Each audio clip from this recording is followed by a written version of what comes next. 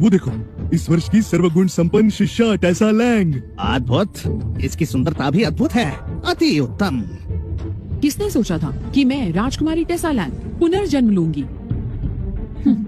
इस छोटे से साम्राज्य में कोई भी मेरा गुरु बनने के योग्य नहीं। सबको लगता है कि मैं इस समारोह की सबसे योग्य शिष्या हूँ, पर ये नहीं जानते कि ये मेरे गुणों का सिर्फ 10% है। जादूगरनी, मैं एक बड़ी राजकुमारी हूँ। जल्द ही मैं मनुष्य लोक में जाऊंगी। मेरी रक्षा करना, किसी को भी मेरे निकट मत आने देना। निश्चिंत रहिए, मेरे होते हुए कोई भी आपके निकट नहीं आएगा। टेसा लैंग, मैंने हजारों वर्षों से इसी की प्रतीक्षा की थी। मूर्ख कहेगी, क्या सोच के तुमने असुर लोक के जादू करने पर विश्वास किया? सौभाग्य से मुझे एक और अवसर मिला और मैंने पुनर्जन्म लिया। इस जन्म में मैं गुरुकुल जाऊंगी और 10 वर्षों तक तपस्या करूंगी, तब अवश्य उसे बदला लूंगी। बाप रे बाप, क्या होगा, पता नहीं क्या कर रही है वो, पता नहीं। शांत, आगे का रास्ता कठिन होगा।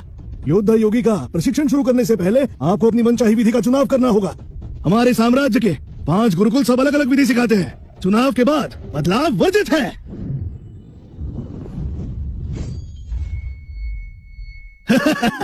शिष्य कैलेब क्लार्क हमारे साम्राज्य के सबसे शक्तिशाली देवशास्त्र गुरुकुल से इस वर्ष सबसे अधिक शिष्य उनके ही पास जाएंगे। वो कौन है और साम्राज्य के राजदूत उसकी प्रशंसा क्यों कर रहे हैं? वो देवशास्त्र गुरुकुल के शिष्य हैं। कैलेब, वो छोटे योद्धा योगी कहलाते हैं और वो इस पीढ़ी के सर्वोत्तम शिष्य हैं। उनके चाहने वाले देवशास्त्र गुरुकुल से लेकर पूरे साम्राज्य में फैले हैं। मैंने सुना है कि कैलेब अपने ही गुरुकुल के आचार्य के पुत्र हैं। उनकी शक्ति अद्भुत है। ऐसा तुम्हें देवशास्त्र में जाना चाहिए और कैलेब जी की राह पर चलना चाहिए। तुम्हारा भविष्य उज्जवल होगा। छोटे योद्धा योगी कैलेब मेरे लिए वो शून्य के बराबर है। चिंतामुक्त गुरुकुल के आचार्य तो आजकल समारोह में भी नहीं आते। लगता है उन्हें हमारे गुरुकुल का सेवक बनाना चाहिए। शांति, घोषणा का समय। किस गुरुकुल में कितने शिष्य जाएंगे? देवशास्त्र गुरुकुल 1200 शिष्य, शिकारी गुरुकुल 530, पुष्पांजलि गुरुकुल 370 शिष्य, और अब मैं बताता हूँ चिंता मुक्त गुरुकुल के शिष्य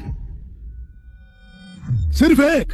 क्या क्या कह रहे हैं? सुना? कौन है वो जिसने इस बेकार गुरुकुल को चुना? टेसा लैंग। तुमने सत्यानाश। क्या अद्भुत, आशा नहीं थी कोई मेरे गुरुकुल को चुनेगा। मेरी ऊर्जा शक्ति को कम सोच के सभी मुझे व्यर्थ मानते हैं। तो कहीं ये सुंदर युवती मुझे पसंद तो नहीं करती? टेसा लैंग, ये हम सब में सबसे प्रतिभाशाली है, फिर चिंता मुक्त गुरुकुल क्यों? हाँ यही तो मैं कह रहा हूँ, क्यों? उस गुरुकुल से उसे क्या प्राप्त होगा? ऐसा बुद्धि भ्रष्ट हो गई है क्या? सर्वोत्तम देवशास्त्र गुरुकुल में नहीं जाना तो कोई बात नहीं, पर चिंता मुक्त क्यों? वो तो विनाश की चरम पर है। फिर सोच लो। माँ, मेरे कुछ कारण हैं।